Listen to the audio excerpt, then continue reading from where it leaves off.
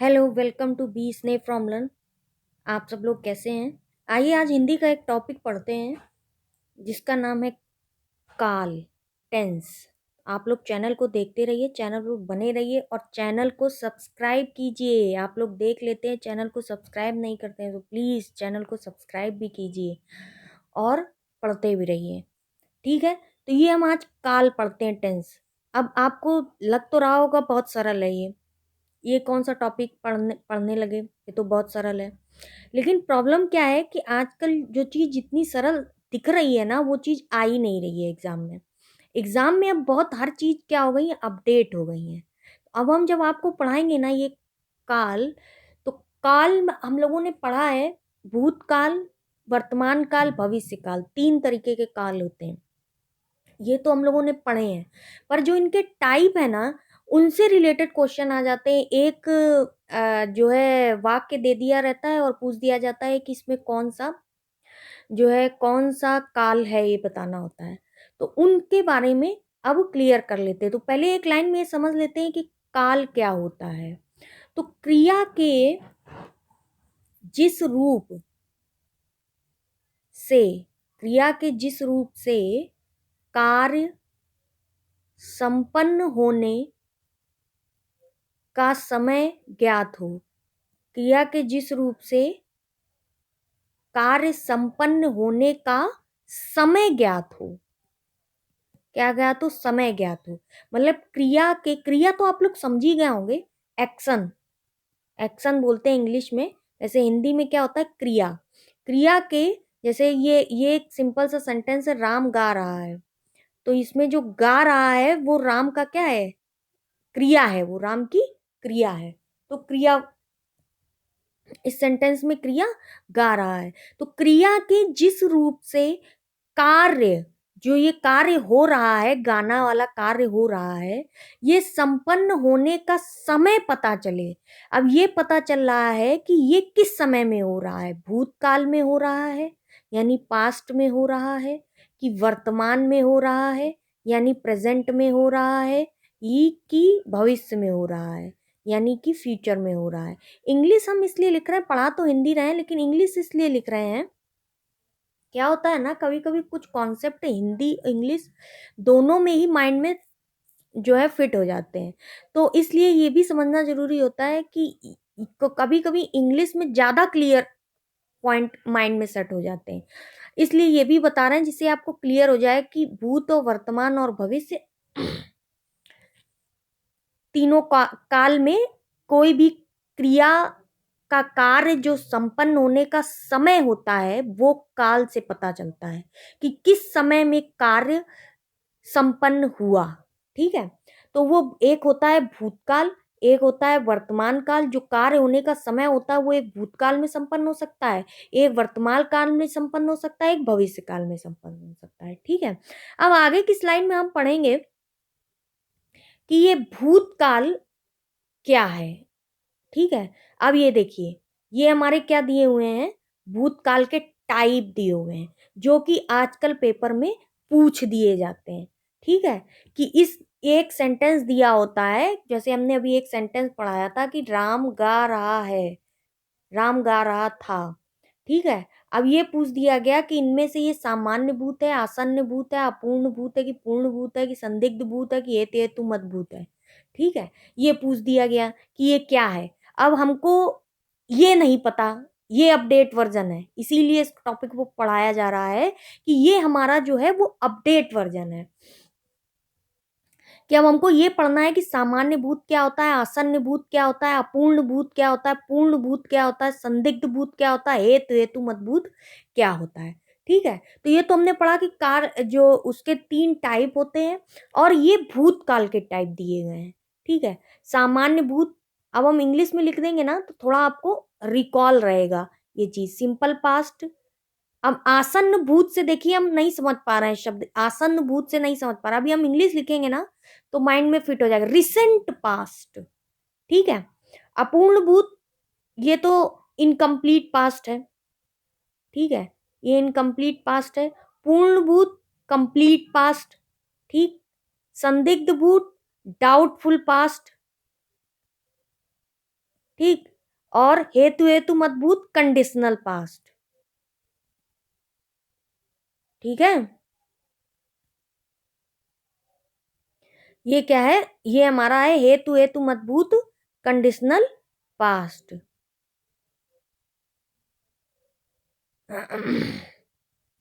ये हो गया हमारा।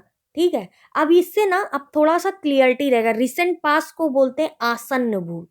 ये हो गया अपूर्ण भूत, ये हो गया पूर्ण भूत, ये हो गया संदिग्ध भूत, हेतु हेतु मजबूत सामान्य। इसमें से ये इतना इंपॉर्टेंट नहीं है, पर फिर भी एक बार हमको टाइप पता होना चाहिए कि कौन कौन से टाइप के भूतकाल होते हैं। अब इनको समझते हैं, क्योंकि इनसे क्वेश्चंस आज की डेट में हिंदी में बहुत पूछे जा रहे हैं। ठीक है, चलिए अब आगे इनसे आगे बढ़ते हैं और इनके बारे में समझते हैं। ये देखिए, अब ये आ गया। अब हमारा कह रहा है कि सामान्य भूत क्या होता है। सामान्य भूत क्या होता है, जहां बीते हुए समय में, जहां बीते हुए समय में, यानी समय क्या हो गया, बीत गया है। बीते हुए समय में कार्य के होने का बोध हो, यानी कार्य कब हो रहा है, जो समय बीत गया है, वहां सामान्य भूत होता है। तो ये तो एक सिंपल पास्ट है कि जो बीत गया समय है उसमें कार्य के होने का बोध हो रहा है। जैसे श्याम ने पत्र लिखा, ये एरर, टाइपिंग एरर है, इस पर ध्यान मत दीजिएगा। श्याम ने पत्र लिखा, यानी कि ये काम क्या है, बीते हुए समय में हो चुका है। बीते हुए समय में ये काम हो चुका है। तो ये तो सिंपल पास्ट यानी सामान्य भूत होगा कि श्याम ने पत्र लिखा, यानी पत्र क्या है, लिखा जा चुका है, काम सिंपल पास्ट है। बीते हुए समय में पता चल रहा है कि बीते हुए समय में काम हो रहा है, तो ये तो सिंपल पास्ट हो गया। अब आते हैं नेक्स्ट, हमारा सेकंड है आसन्न भूत। ठीक है, रिसेंट पास्ट। क्रिया के जिस रूप में, क्रिया के जिस रूप से कार्य के होने का समय निकट समझा जाए। एक बार फिर से इसको पढ़ देते हैं, बस शब्दों को समझिएगा। शब्द अगर आप समझ लेंगे ना तो आपको फाइंड आउट करने में इश्यू नहीं होगा। शब्दों को समझिए। ठीक है, इसमें क्या है, आप शब्दों को समझिएगा कि शब्द क्या कह रहे हैं। आते हैं, चलिए। क्रिया के जिस रूप से, क्रिया के जिस रूप से कार्य के होने का समय, ठीक है, निकट समझा जाए, यानी जो कार्य हुआ है वो अभी बिल्कुल रिसेंट, बिल्कुल आसन, अभी बहुत टाइम नहीं हुआ है लेकिन हो चुका है, काम हो चुका है, बट बहुत अभी, जैसे मतलब कल ही कंप्लीट हुआ है काम। ठीक है ना, बहुत पास में है काम, जो हुआ है बहुत पास में। आइए सेंटेंस से समझते हैं, ज्यादा क्लियर होगा। कमल गया है। ठीक है, क्या कह रहा है सेंटेंस, कमल गया है। सेंटेंस क्या कह रहा है, कमल गया है, यानी कि कमल अभी गया है। चला तो गया है वो, पर बहुत ही कम समय हुआ है, अभी बिल्कुल निकट समय है, उसी समय गया है। ठीक है, वो हमारा आसन्न भूत होगा। इसी को पहचानने में प्रॉब्लम होती है, आसन्न भूत को। इसीलिए इसको समझिएगा फिर से कि क्रिया के जिस रूप से कार्य के होने का समय निकट समझा जाए, मतलब जो कार्य हो रहा है उसका समय बहुत निकट है, वो आसन्न भूत कहलाता है। जैसे कमल गया है, मतलब गया है, मतलब जैसे अभी 2 घंटे पहले ही गया, यानी चला तो गया है, वो तो पास्ट गया लेकिन बहुत पुराना टाइम नहीं हुआ, अभी जस्ट गया है, यानी कि समय निकट ही है, यानी कमल गया है। समझ रहे हैं ना, कमल गया है। ठीक है, वो आसन्न भूत होता है जिसको निकट समझा जाए। ठीक है, अब आते हैं नेक्स्ट थर्ड पे, अपूर्ण भूत। अपूर्ण भूत क्या होता है, जहां भूतकाल के क्रिया की अभी समाप्ति नहीं हुई है, मतलब काम तो हो रहा है लेकिन क्या है कि उसकी समाप्ति नहीं हुई है। इसका एक एग्जाम्पल चाहे तो आप और समझ लीजिए आसन्न भूत का। बच्चा आया है, बच्चा क्या है, आया है, यानी क्या हुआ कि काम क्या हो रहा है, अभी अभी, अभी निकट ही, हाल ही फिलहाल में काम जो है वो होने का समय बिल्कुल निकट ही है। तो बच्चा आया है।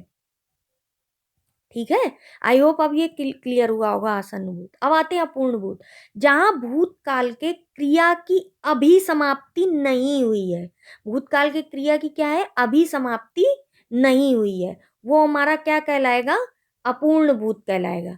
जैसे इसका एक एग्जाम्पल देखते हैं, क्या कह रहा है, राधा गाना गा रही थी। राधा क्या कर रही थी, गाना गा रही थी। तो क्या हुआ, अभी गाना गा रही थी, अभी जो क्रिया के होने का समय है वो अभी पूर्ण नहीं है, पूरा नहीं हुआ है, अभी वो गा ही रही थी, अभी वो क्या कर रही थी, गा ही रही थी, तो अपूर्ण भूत है। ये क्या है, अपूर्ण भूत है। थोड़ा सा अगर आप वाक्य पढ़ेंगे ना तो आप समझ जाएंगे कि इसमें क्या है। अपूर्ण भूत है, जो क्रिया के कार्य होने का समय है वो अभी क्या है, अभी वो पूर्ण नहीं हुआ है, अपूर्ण भूत है। नेक्स्ट आता है पूर्ण भूत, क्रिया के जिस रूप से यह ज्ञात हो कि कार्य समाप्त हुए बहुत समय बीत चुका है। क्या है, कार्य को समाप्त हुए बहुत समय बीत चुका है, उसे पूर्ण भूत कहते हैं। जैसे सीता ने पत्र लिखा था, ऐसे क्या है, सीता ने पत्र लिखा था, यानी लिखा था, पूर्ण हो चुका है, और ये भी पता चल रहा है कि बहुत समय हो गया है। भाई आसन्न भूत में क्या है,